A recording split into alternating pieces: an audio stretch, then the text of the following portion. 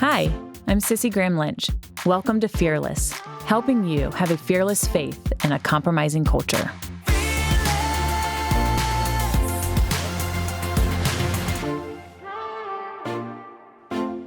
Well, this episode of Fearless is a little bit different. I'm sitting here outside in Fort Myers, Florida. And for those that don't know, my husband and I, we live in Fort Myers. We have called this home for over 10 years now, almost 13. My husband was born and raised in Fort Myers, Florida. So everything that has happened in the recent week and days has been quite emotional. It's been quite the journey to watch Hurricane Ian come. And so I'm outside. I've been with the Billy Graham Evangelistic Association team and Samaritan's Purse team and our volunteers who are out working in people's homes right now. But I just wanted time to reflect. So many of you have asked questions on social media. I want to thank you so much for all those who have checked in. I've been posting a little bit, but silent also. It's been just a week of a lot of processing. As you have followed me, for those who do follow me on social media or part of the Fearless family, you know my husband has been in Alaska working with Samaritan's Purse since May. And the kids and I lived in Alaska, and we came back so I could put the kids in school. Got back from my last work trip and said, okay, that was it. Time to relax and time to get settled and welcome a baby. And just that morning, a friend had texted me and said, hey, there's a hurricane and nobody's really paying attention to it yet, but you might want to start preparing. And I said, okay, thank you, I definitely will. You know, although I live here in Florida, and I know all my friends and family have lived through hurricanes all their lives, I just don't take any storm lightly. When you grew up at Samaritan's Purse on the front lines of serving, I've seen some of the greatest disasters. I know a small storm can cause the mightiest of damage, so I started working that Friday because I'm moving at half speed, being at 8 months pregnant.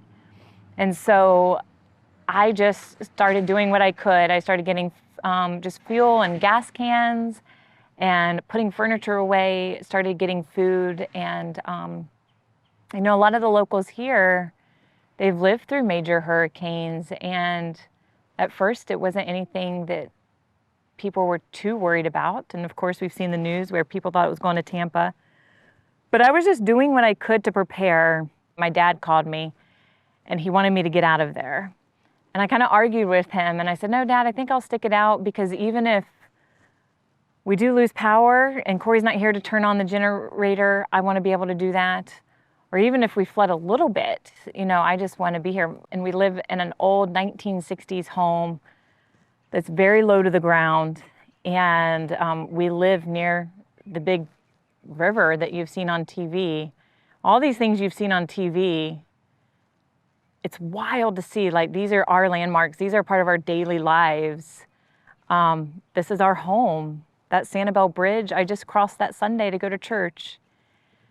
But I was praying, like, Lord, I was putting my kids to bed, and I didn't know the decision to make. Do I stay? Do I go? Because there was work going to be done, even if it was a small storm. And I just woke up the next morning knowing I needed to get my kids out of there, because even if I got 2 inches in my house, what was I possibly going to do at 8 months pregnant? I wasn't going to be lifting the couch by myself with my husband out of town. I didn't want to be a liability to somebody else. And so I decided Monday night before the storm to get out of there with my kids. And I'm so thankful I had a place to go, that I could go to my parents in North Carolina. That I'm forever grateful. We lived in a zone A, which is really close to the water. We were the first ones to be a mandatory evacuation. And there was really no doubt in my mind that our house was going to flood. It was just, we live in that area. We have a low house. Corey started flying back from Alaska, and because he knew he was going to have to cut out drywall.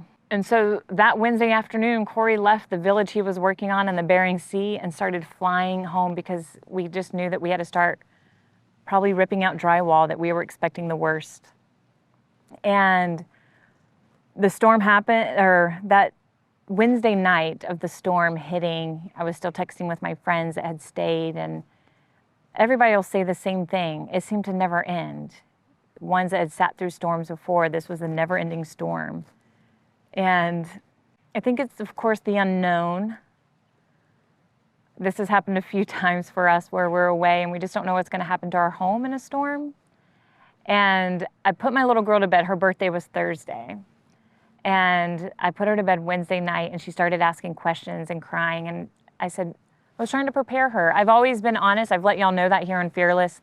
I'm always honest with my kids. I don't hide the TV from them when it comes to the news, because that's where we work. That's where the Billy Graham Evangelistic Association works. That's where Samaritan's Purse works. There's on these front lines of so many of these stories. So I don't hide any of that. My parents never did. So they were seeing the news and she was asking all kinds of questions. And she goes, Mom, do we get to go home on Saturday? And I just honestly didn't know the answer to that. I thought we would lose our home. So I said, no, sweetheart, we might have to stay here in North Carolina for a few months. And Mom will have the baby here. We'll find you a school. But we don't know yet. And we're going to pray and we're going to trust in the Lord because He already knows the steps to guide us as a family and where we go as a family. And we can trust Him even in the unknown. We can trust Him in the darkest of storms. So thankfully,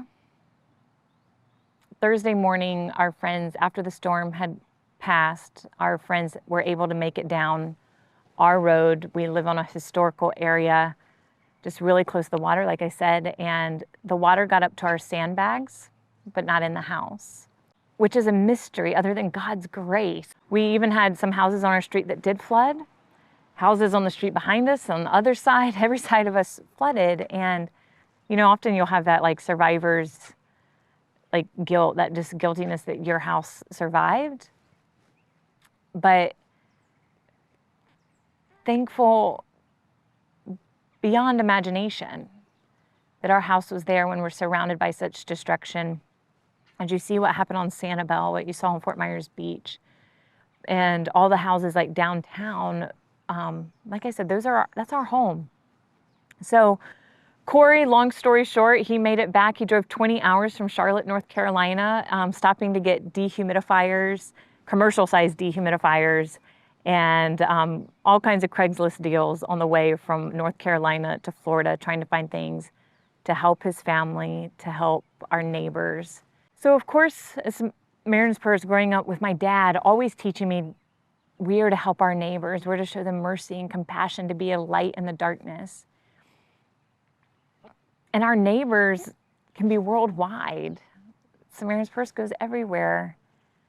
And I've had to teach my son just today in the car. He goes, Mom, our neighbors mean God meant the whole world. And I said, yes, Austin, but in this case, He means our true neighbors. This is our community, and we get the opportunity to serve in our community right now. So Corey made it home. Unfortunately, he had to start gutting his parents' home. They were out of town. His parents' home did flood, and they lost a lot. And so they had to get the drywall out, all the flooring out, and get the furniture out. And it's different when it's personal to you. When you are truly serving, I call it like my team, my family, my Samaritan's Purse family, my Billy Graham Evangelistic Association family, they're serving my actual family. They're serving my community, our friends. And so many people had heartache before the storm. They were going through their own storms in life before Ian ever hit. I had a friend call, but she goes, I am desperate. Her father had died on the 21st of this month. Child had broken his arm. Their house flooded, and their children go to school in Sanibel, so they lost their school at the same time. And her husband still has a job, so he has to go to his job. They found a hotel on the other coast of Florida. So after his job, he'd go clean his house out as much as he could by himself, and then drive back to the hotel to see his family at night for the first week. And she goes, I'm barely holding on. Some other friends have called their family. The mother had had dementia, and the wife of the father had dementia. The wife had no idea what was going on. And this is some family friends of ours, and the flood waters were rising in their home. They've lived in it for 40 years, never come close to flooding. And they had to put a life vest on the mother, and she had no idea what was going on. And they had to swim out in the dark. The waters came up so high, they had to swim to their neighbor's house with a life vest on their mother who had no idea what was going on. We at these two ministries get a front row seat to be able to see the glimpses of the goodness of God. The TV stations come and go. They show the destruction that has happened. And after a week or two, they're going to be gone. But as we're continuing working in these homes, some people don't have the insurance. There's a few homes we might work in the insurance, but they need the spiritual need met. They just need somebody to listen to them, to listen to their brokenness, to listen to their heartache. And that's when our chaplains at BGA, they come in and they just listen. It is amazing to watch. These chaplains have truly have a calling and a gift. They have a way of communicating God's love and a sincerity with these people who are just hurting. And I'm so thankful for our chaplains who serve alongside our Samaritan's Purse team. Anytime we have a Samaritan's Purse team go in to serve, whether that's the tarping, the mudding out, the cutting out of drywall, the removal of all the furniture, trying to get people back in their homes as soon as possible. You know, time is of the essence. You got to get all the drywall out of there, spray for mold. We do that, but our Billy Graham Evangelistic Association chaplains partner with them. They go to every family. They pray with them, they meet with them, they listen to them, they'll talk to them, they'll follow up with them. And every home that is served between these two teams always is presented a Bible from our team that is signed by everybody that worked on their home. We were met with a family, a lady today, and a story and a testimony I'll never forget. And I'm not sure where exactly she's from. She's a Hispanic lady. And she had some family members, her sister, who was not in good health with her, and the floodwaters kept coming up higher and higher. And the only thing they felt that they could do was get in their attic. So, of course, we've all heard stories of that and how scary that can be of getting in their attic. They got up in their attic, and she just started praying. She said she was texting her family, trying to fix all the wrongs that she had done and asking for forgiveness, praying. And she said, you know what? I'm going to claim victory over it. And so she started just saying different texts with her family, how much she loved them, and just asking the Holy Spirit to calm her. And she said there was this peace that came over my body that I was almost like numb, and it was the peace of Jesus that she had. And she had texted her family that the floodwaters were coming up, but they were up in the attic if something was to happen. And she just said, I knew this was the time. God gives and he takes away, and this was the time it was going to end. So thankfully, that was not the end of her story. God has a great purpose for her. Got to meet her full of joy, lots of grief right now, but just full of joy. And she was giving God all the praise and glory. And she goes, I don't know what my purpose is anymore. And I looked at her and I was just able to say, you are living out your purpose now. Even with our team, what a testimony it is that Jesus would always say, go and tell those of the goodness and things you have seen and the things you have heard. And she's doing that just days after losing everything. Her lips are singing praises to God and his goodness and pointing to his faithfulness, even in the storm. And that's what we're called to do. And there was a pastor that was there from Calvary Chapel, Fort Lauderdale. And as we were talking, and I was talking back and forth, he said, it reminds me of Psalm 40. And it says, I waited patiently for the Lord. He turned to me and heard my cry. He lifted me out of the slimy pit and out of the mud and mire. And he set my feet on a rock, and he gave me a firm place to stand. And that was that woman's testimony. He heard her cry, and he set her feet on a solid rock to stand on. But we know that solid rock is Jesus and the Word of God. I've been trying to teach that to my kids. I think I just said that in a recent episode of Fearless, teaching my kids about the wise man building his house upon the rock. and that rock being the solid foundation, that God, he could give us a peace that floods our soul, that flooded that woman's soul during one of the darkest days of her life. I mentioned earlier that in the last couple of months, my kids and I, we've been going to church in Sanibel for different reasons. We love the other church we've been going to, but getting back from Alaska, I needed to see God's beauty. And when you cross that Sanibel Bridge, you saw God's glorious creation here in Southwest Florida. And you would go across the bridge, and my son asked that Sunday before the storm hit, goes, why does everybody ride their bikes around here? And I said, because people come here to relax, to be restored, to be renewed. They're on vacation away from work, and a lot of people don't get opportunities to ride bikes back at home, and they come to the beach and ride bikes and go walk on the beach here where we get to live and that we get to see daily. So of course all that's changed, and we know it's going to be built back. We're going to build it back stronger and better. But the pastor from that church had written, on his Facebook that they had to evacuate for the storm, and that he and his wife were living in a hotel. That he is a Sanibel refugee now, is what he called himself. And he wrote about Psalm 46, a psalm that we all know well, and that as God is our refuge and strength, an ever-present help in trouble. And that those are true words. It's not things that we say or write on a card. That is truth. And that God's might, God's force is so much stronger than the winds of Hurricane Ian and the destruction that Hurricane Ian did, that God's help is mightier than that. His love is stronger than any of that. And that we are to be reminded of all the scriptures that we know and that we remember, that they're just not things we say, but those are truth that we can cling to in the darkest of storms.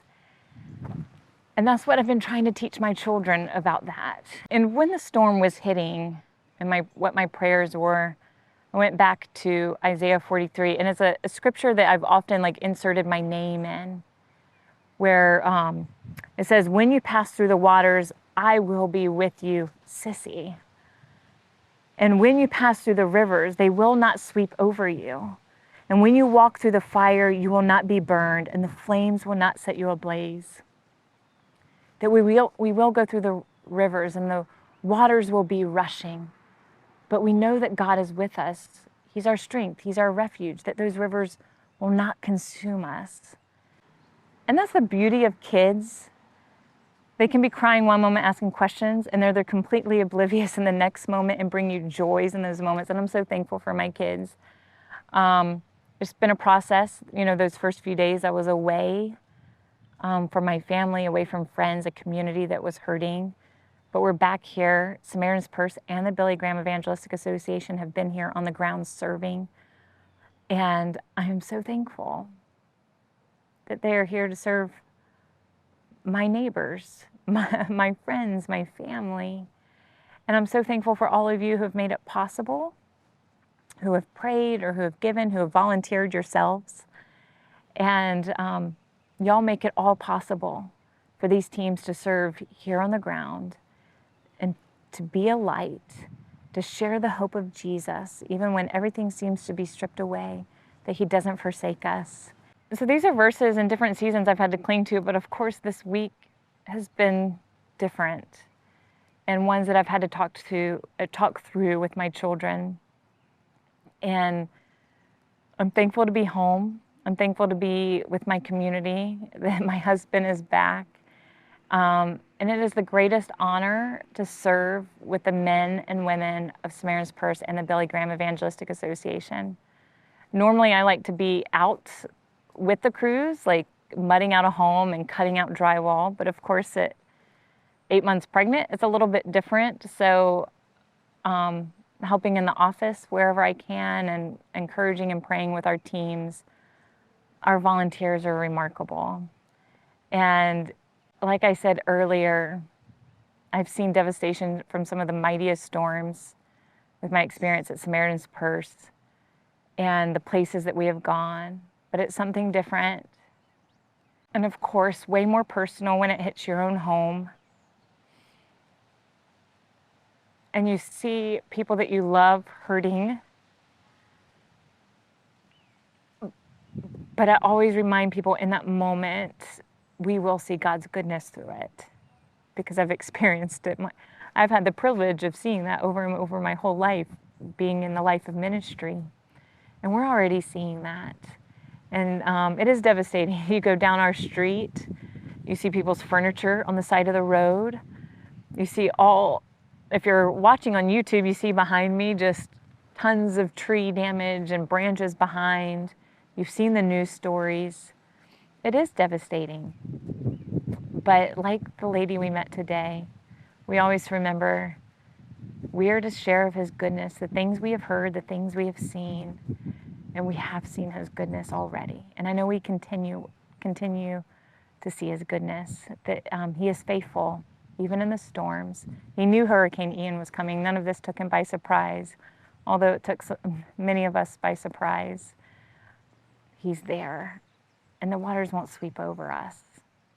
Once again, thank you for joining me on this different episode of Fearless, as I've shared my experience of Hurricane Ian and what our families had gone through. But I want to say, if you want to know more information about the Billy Graham Evangelistic Association, go to billygraham.org. You can see stories and ways you can help, or maybe even eventually become part of our chaplain team who serve in those moments of crisis. And also, if you want to see how you can help or volunteer with Samaritan's Purse, go to samaritanspurse.org and see how you can get involved and be a part of our team.